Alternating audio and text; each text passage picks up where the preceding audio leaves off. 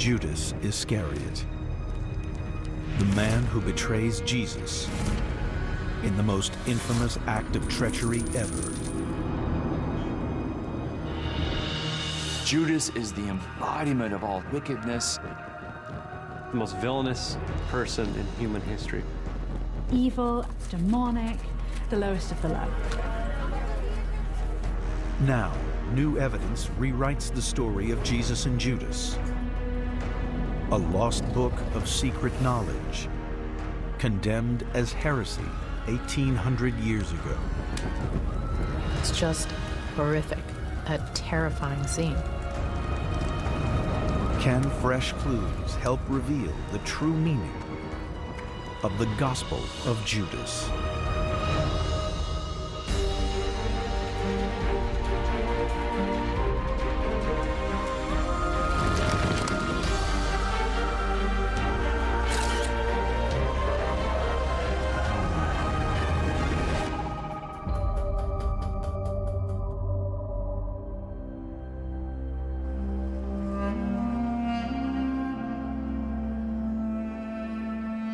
Judas has been one of the greatest villains in human history. Judas has become the symbol of the ultimate traitor. The man who sells out Jesus for 30 pieces of silver. Judas's crime is so easy to understand and at the same time so terrible. He betrayed his friend. Along comes a bombshell, a newly translated ancient manuscript. Just 25 tattered sheets of papyrus, written in the ancient Coptic language. The lost Gospel of Judas. It challenges our contempt for Judas's character. But now, will missing fragments of text complete the Gospel and force us to reconsider Judas's role in the story of Jesus? The story of Jesus, the story of the crucifixion, is not so much a whodunit, it's a why done it. Why did Judas betray Jesus? That's really the biggest question in the entire gospel.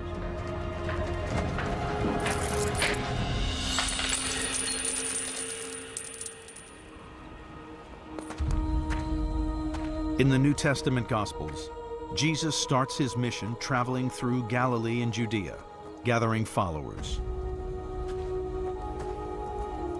From them, he chooses 12 to be his closest disciples. The term disciple simply means learner or student. So when Jesus is calling disciples, he's simply gathering a group of students round to learn from him. The disciples come from a wide range of backgrounds, from fishermen to tax collectors. There was recruitment by Jesus, deliberate recruitment, and he wanted a diverse group. Judas may well have been one of the very first he recruited. Jesus was a pretty good judge of character. Anyone who Jesus had chosen as a disciple must have had something going for him. Judas was the treasurer of Jesus's 12 disciples. He was the one Jesus trusted with the money.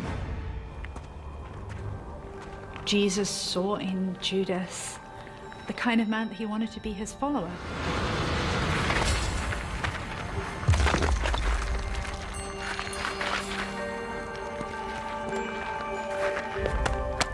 We have to assume that they're friends and that they have this close relationship. He's special. He has a key place.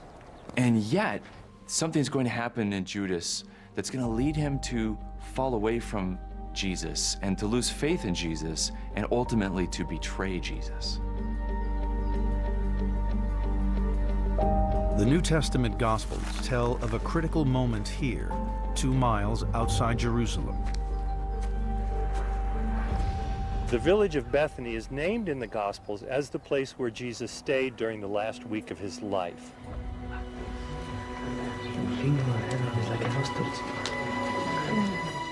The Gospel of John places the scene in the house of Lazarus, the man Jesus raised from the dead.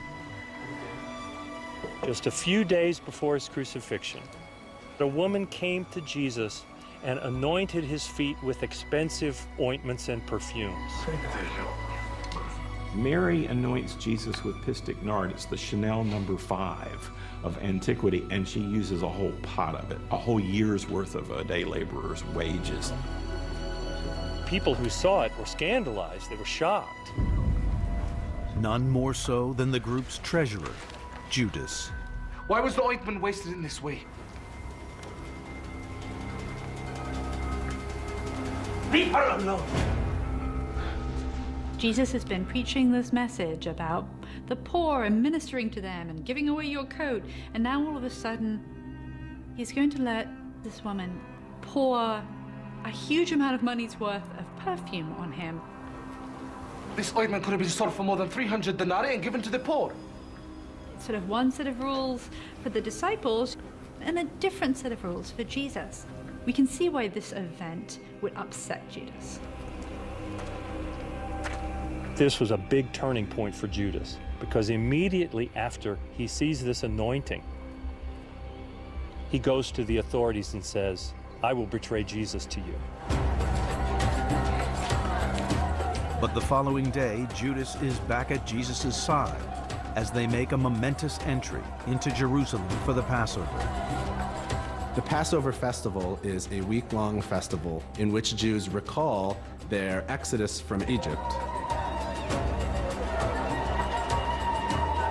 The arrival of Jesus swells the excited crowds and spells trouble for the authorities. This is a risky time for Romans because there are all of these pilgrims in the city. Passover is about liberation from enslavement, and it's a small step from liberation from slavery in Egypt to liberation from tyranny from the Romans. Jerusalem in the time of Jesus is a tinderbox. We have Jesus, this charismatic, messianic figure in town. We have a major Jewish festival, and the Romans on top of it are watching. The Romans are worried that it is going to explode at any moment. Fearing the Romans would punish them for any unrest, the Jewish high priests decide to take action against Jesus. The scene is set for the greatest betrayal in history.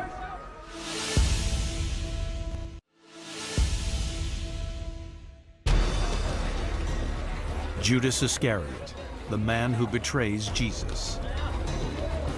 The question is, why? Does Judas know what he's doing?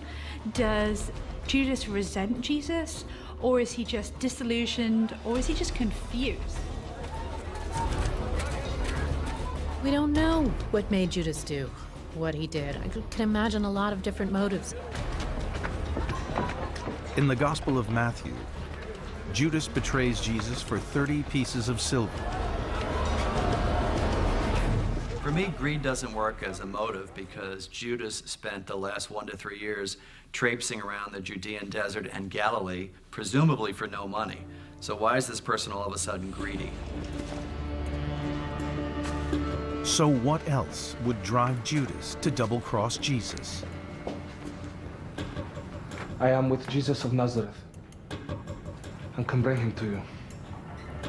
Some experts think that Judas was a zealot. Zealot is a technical term for a group of revolutionaries who were really strongly opposed to Roman occupation. If Judas was one of these revolutionaries, maybe he got frustrated Jesus wasn't taking enough action, being public enough, pressing the matter hard enough. Maybe he handed over Jesus in the hopes that creating a confrontation between Jesus and the Romans would be the spark that would cause Jesus to begin the events that would topple the Roman Empire. These political intrigues form the backdrop to one of the most celebrated scenes of Jesus' life, the Last Supper. This place is called the Cenaculum. It comes from the Latin word cena for dinner. And this is the traditional site where the Last Supper took place. When Jesus and his disciples meet for the Last Supper, the tension is really building up. Through the week that they've been in Jerusalem, there have been increasing conflicts with authorities. Something big was about to happen.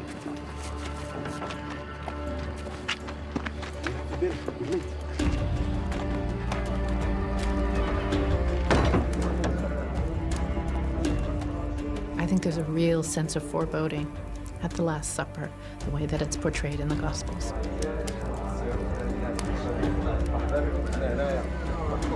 There's that moment at the meal, this intimacy.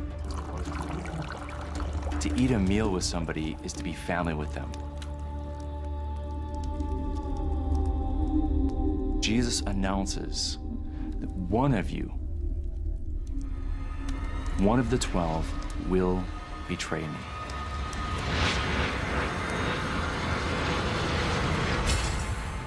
Jesus is taking them on a path they did not expect. They all sense the ominous stench of death breathing down on Jesus. And they don't know what to do. It is the one to whom I give this piece of bread when I have dipped it in the dish.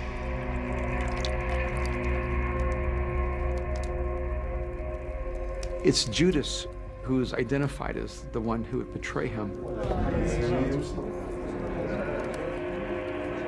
Judas abruptly leaves. Where is he going?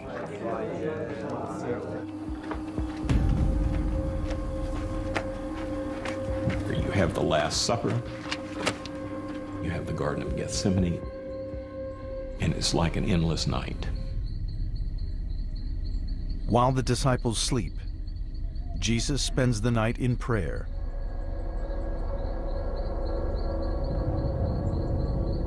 He's so anguished, so filled with agony that he's sweating blood.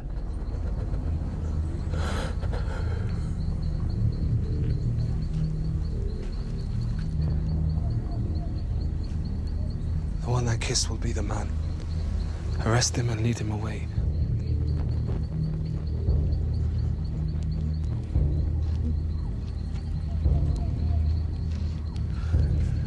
Rabbi.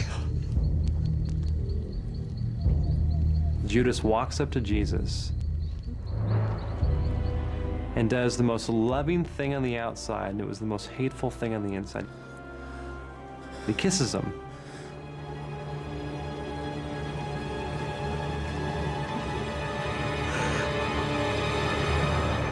Jesus of Nazareth! No!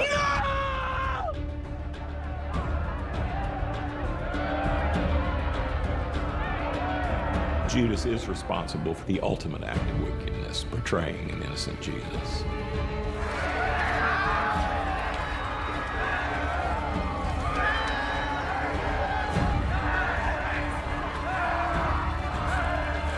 From that moment, the name Judas is synonymous with traitor.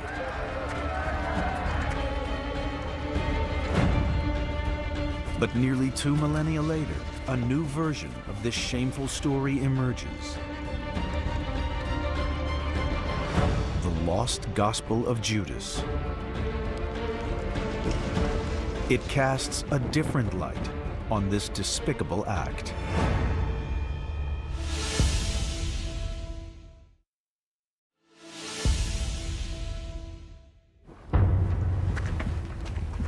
(1978). A mysterious stone box is unearthed in the Egyptian desert. It contains what appears to be a biblical text, written in an ancient language. No one yet knows what it says. It's like a cross between the Maltese Falcon and an Indiana Jones movie. This intriguing document enters the shady world of the antiquities black market and surfaces in Geneva. That's where the banks are, that's where the rich people are. It's the glitziest black market you've ever seen. Stephen Emmel, a specialist in ancient languages, arrives in Switzerland to investigate. The Egyptian government doesn't give permission to remove artifacts unless they've been part of an archaeological undertaking. So we assumed that the manuscripts are illegal. The whole feeling of the meeting was a bit clandestine. The Egyptian man, whom I understood to be the owner of the papyri, gave me the impression of being very tense, very wired and keyed up. I had the impression that he might be the kind of person who would carry a gun. Emil and his colleagues are being pressured to decide their value, even without knowing exactly what these pages are from. I began to see the name Judas. It was a work in Coptic that I wasn't familiar with. We were interested in buying them. What was the price? And then came a bombshell. The man wanted $3 million. This is far more than they can afford. The Egyptian man signaled to his associate to close up the boxes, and that was the end of the meeting. A year after I saw the Coptic Codex in Geneva, the Egyptian owner took it to New York City and tried to sell it there without any success. The owner then deposits the codex in a bank vault. It stays there for nearly 2 decades until another buyer finally persuades him to sell.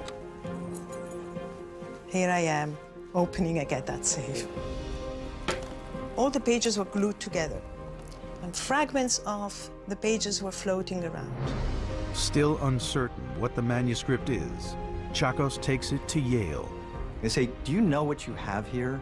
This is something that's only been hinted at in antiquity. For the first time ever, we're laying eyes on the actual Gospel of Judas. But there's bad news. Restoration will cost a fortune. Chakos needs someone with very wealthy contacts. Enter manuscript dealer Bruce Farini.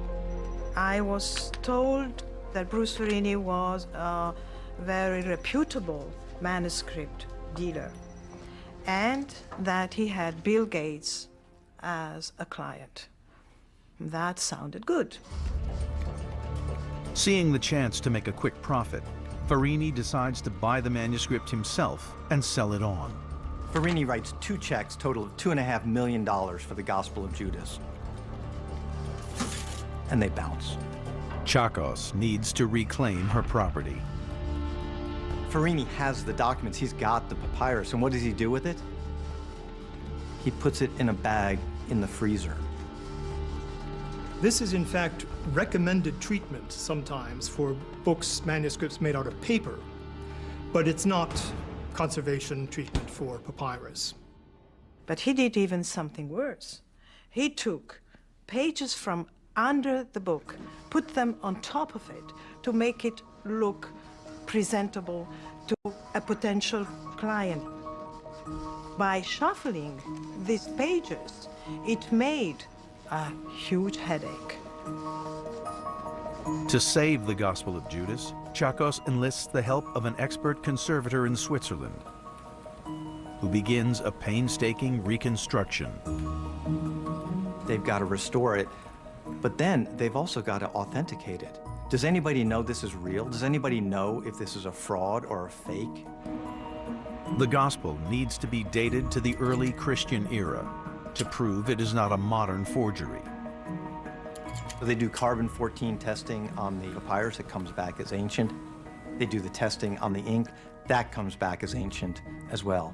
The Gospel of Judas is real. Along comes a bombshell, a newly translated ancient manuscript. It's a major question of biblical proportion. The Gospel of Judas is the subject of intense debate and interest. In 2006, nearly 30 years after its discovery, the Gospel of Judas is finally revealed to the world. This is a new gospel. It tells a new story of the last days of Jesus Christ. It's a dialogue between Jesus and Judas. It is the only known copy of a text originally written in the 2nd century AD. The actual author of the Gospel of Judas remains unknown. It's not the gospel according to Judas. So all the other gospels that we have are always according to one disciple or the other, but this is not necessarily Judas's view. This is a text that's about Judas. The Gospel uses the familiar scene of the Last Supper to paint a very different picture of Judas and Jesus from that in the Bible. In the Gospels of the New Testament, Jesus is a mentor. He's gentle to his disciples, shall we say. The Jesus that we meet in the Gospel of Judas is a little different from the Jesus that we know from the pages of the New Testament.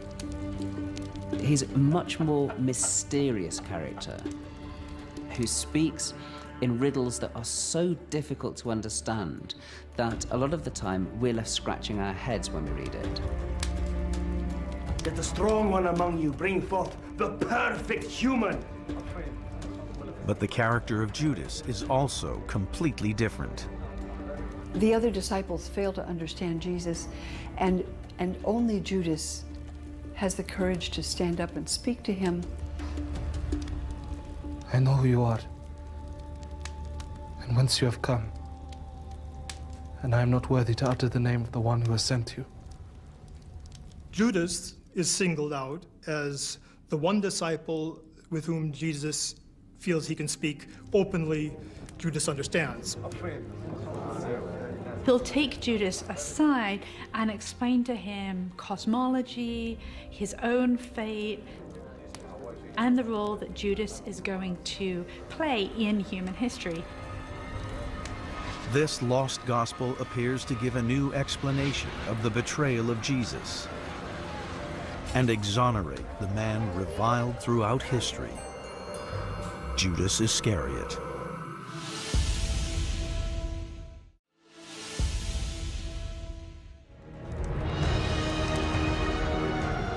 In the Gospel of Judas, at the Last Supper, Jesus picks Judas as the one disciple to receive secret knowledge via a strange vision.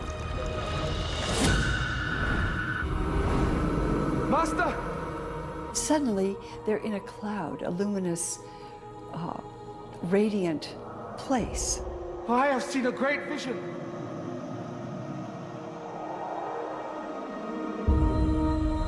So I saw a house. My eyes could not comprehend its size. The suggestion there is that now you're going to receive divine revelation, and that now the heavens will open and reveal something. I have explained to you the mysteries of the kingdom. And he's illuminated by Jesus to understand that what he has to do is a necessary part of God's will. He's not a betrayer. He's not motivated by money or malice or jealousy or anything else except the obligation to obey Jesus. Judas steps into the cloud of light, that is, into the place where he will be spiritually enlightened. Judas. Judas is transformed by the vision. He now understands that he is part of a sacred mission. Jesus wanted to be sacrificed. He asks Judas to betray him. And Judas says, "Why me?" Jesus tells him, "Because you're the closest to me. I beg you to do it."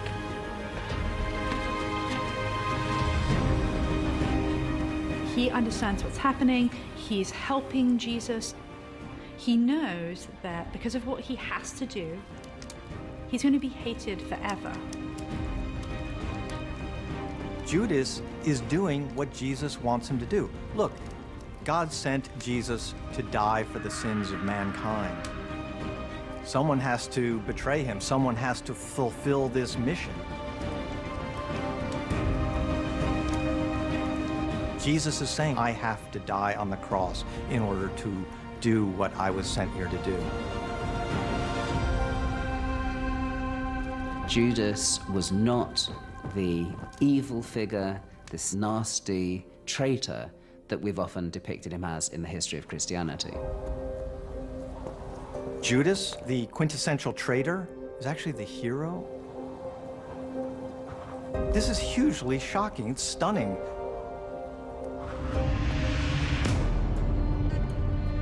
The Gospel of Judas totally changes the relationship between Jesus and Judas. Now, Judas is not a traitor, but a trusted ally, chosen by Jesus to help him fulfill God's divine plan.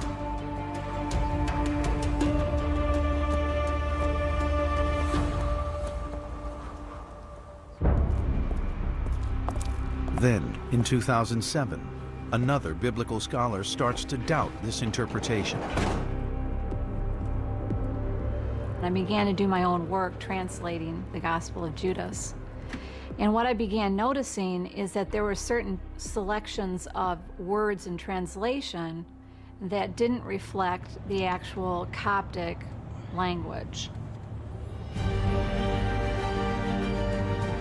And so this caused me to really sit down and take a second look at this text and start to ask the questions, what do we really have here? April DeConnick has come to Geneva to the Bodmer Foundation, now keepers of the Gospel of Judas, to see the actual papyrus for the very first time.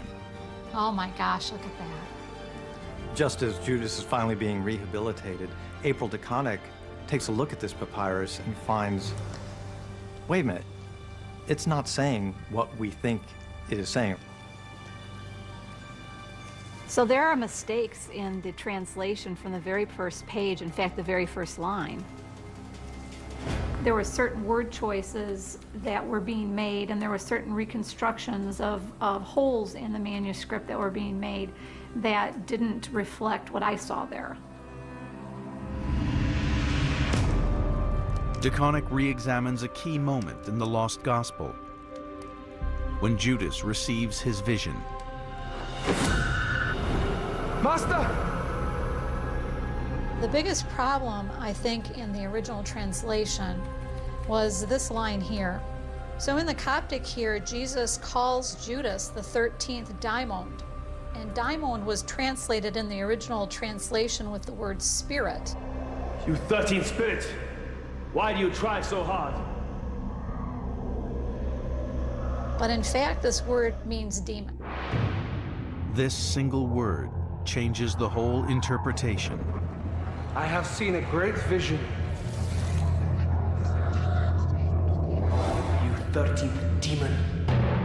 So the Judas that I saw when I did my own reconstructive work, he's not a hero.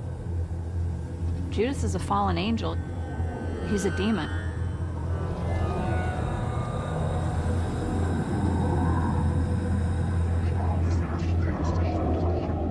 And behold, from out of the cloud appeared an angel.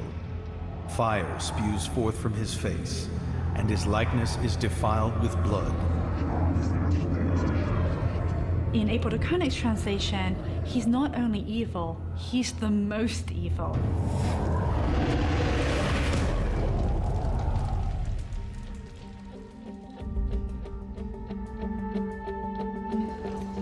But in 2008, previously unseen pieces of the Gospel of Judas begin to emerge. There's always one last twist with the story of Judas, and here we have another one. Bruce Farini, the dealer in Ohio, kept back a few of the papyrus fragments of the Gospel of Judas. These pieces are seized along with Farini's other assets when he goes bankrupt. For the first time, the Gospel of Judas is complete. And its real message is far more shocking than anyone could have imagined.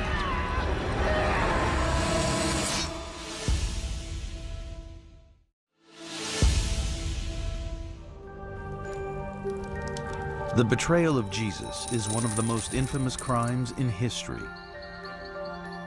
The discovery of the lost Gospel of Judas put Judas Iscariot on trial once again. Now new evidence in the form of missing fragments of the text has come to light. The most important fragment for scholars is the fragment on the final page, which is thought to resolve the question of who enters the cloud at the end of the text. Before these missing pieces resurfaced, scholars assumed that it is Judas who enters the cloud. Whoever enters the cloud is actually the one who ascends to the highest heaven. This final fragment clarifies that it is in fact Jesus and not Judas who enters the cloud. But Judas himself isn't the person that the author in the text is most interested in. Regardless of whether Judas is a good or bad character in this text, what most scholars would agree is that the Gospel of Judas is not really about the figure of Judas. The disciples are the ones being criticized by the author. The real shock reveal of the Gospel of Judas is that none of the disciples are good. That's what really probably should have been the headline. None of the disciples are that great. The Gospel of Judas is a damning portrayal, not just of Judas, but of all the disciples at the Last Supper. What's surprising is that the Gospel of Judas actually depicts the disciples as misguided idiots, people who don't have access to the truth. Really, Jesus treats them as a lost cause. In the Gospel of Judas, the other disciples are praying and venerating in ways that makes Jesus laugh at them. Why are you laughing at our Thanksgiving? And they seem to be leading people astray. It is what is right. I am not laughing at you! Nor are you doing this by your will, but rather it is by this that your God will be praised. The Gospel of Judas pictures the disciples as clueless. This image of the disciples and of Judas is the key to unlocking the true meaning of the Gospel of Judas. The disciples are accused of despicable acts. They are clearly the villains of this text. And the author drives the point home in a lurid dream sequence. The disciples' nightmare is absolutely horrific. It's just a terrifying scene. They are sacrificing their wives and children. There are men engaged in sexual relations with men. We saw a great house with a great altar in it. It's sort of a panoply of sin, and they're very frightened by this vision that they have, and they're not really sure what it means. And 12 people whom we say are priests. Jesus responds by saying, terrible things are going to be done in my name, and in fact, you're going to be the ones who are doing it. You who receive the offerings for the altar that you have thought. They think that they're following God. They think that they're serving Jesus. They've been misled all this time. The message of the Gospel of Judas is not simply that Jesus is betrayed by Judas in his lifetime,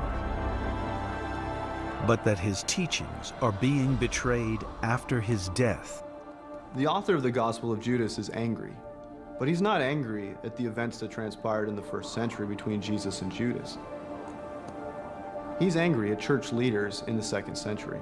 The Gospel of Judas is critical of all the disciples of Jesus, frankly, and these disciples are standing as kind of ciphers. They're symbols of the Orthodox Church of the second century. It seems that it's written as a criticism of mainstream Christians who are engaged in worships that are led by bishops or clerics of one kind or another. And the authors of this text, they don't like that kind of clericalism. They don't like that kind of religious service, and they are strongly discouraging people from participating in it. The Gospel of Judas is a polemic. It's a political smear against the people running the early church. The apostolic church was emerging, the institutional church was emerging. What we know as Christianity was emerging. The Gospel of Judas was kind of a narrative against this institutional Christianity. Written decades after the New Testament Gospels, the Gospel of Judas is less a story about Jesus than a condemnation of the leadership of the early church. It gives us an alternate picture of the formation of Christianity. It doesn't show Christianity as developing necessarily all harmoniously. There are dissenters. There were people who felt that things had gotten off on the wrong track. The Gospel of Judas suggests that church leadership is mistaken, is more diabolic than divine. So controversial is the Gospel of Judas that in 180 AD, the Bishop of Lyon declares it heresy. I can easily imagine people throwing this text out as being heretical. If you were a member of the Orthodoxy in the 2nd century and you read this text, I can imagine you would be pretty upset. It's a pretty scathing indictment of your beliefs and what you're all about. Suppressed by the church, the Gospel of Judas lies buried for nearly 2 millennia. But history does not forgive Judas or forget his fate.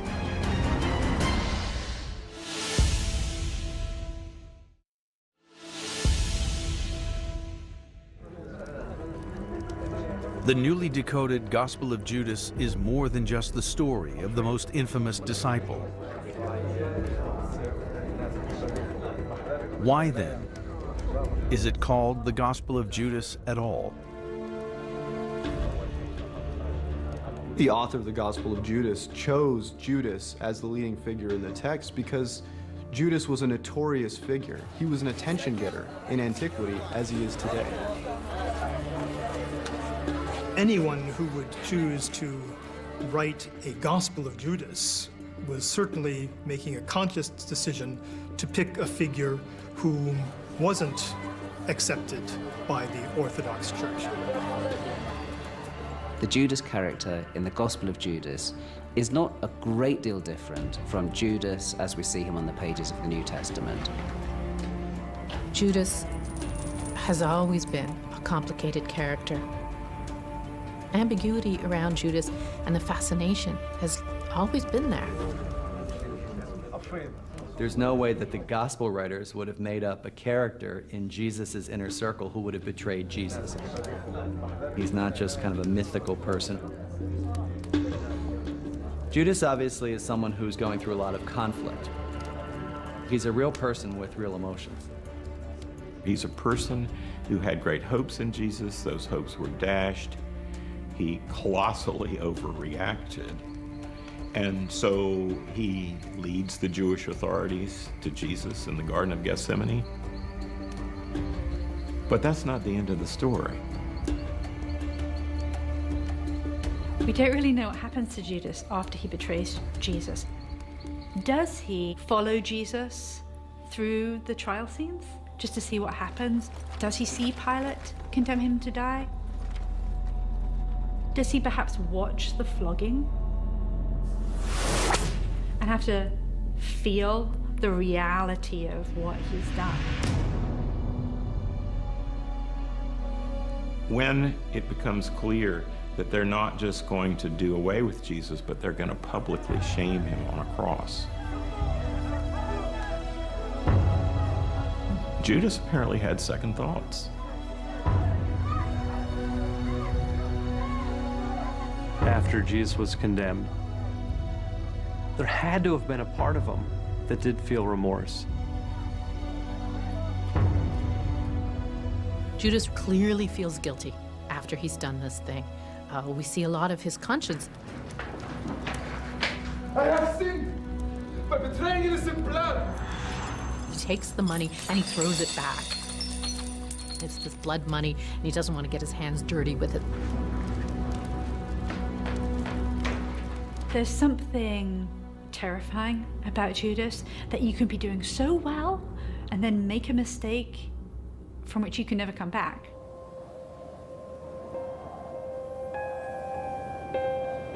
While all 4 Gospels of the New Testament name Judas as the betrayer of Jesus, only one of them, the Gospel of Matthew, tells how Judas's own story ends. For me, the story of Judas is a tragic story. It's not the story of God giving up on Judas, but Judas giving up on himself. He regrets, but he doesn't repent. And he doesn't trust that he can be forgiven, and so he despairs and hangs himself. If you're a Jew and life is the greatest gift of God, you don't go out and kill yourself unless you have been absolutely, you've shamed yourself, you've shamed your family.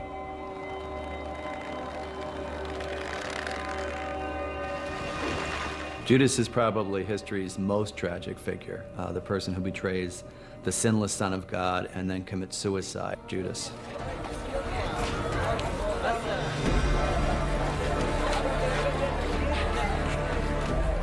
Judas is complained to people because this is someone who knew Jesus and somehow didn't make the right choices. I do feel sorry for Judas because in many ways he's become such a villain, and yet he was a human. If we're humble, if we're honest, we can say, you know, I'm like Judas sometimes as well. Whenever we try to paint someone with a singular stroke, we really do an injustice.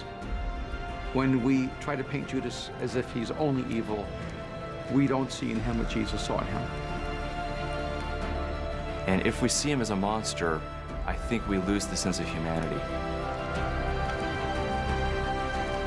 Maybe we can't rehabilitate Judas, but at least we can have some empathy for him.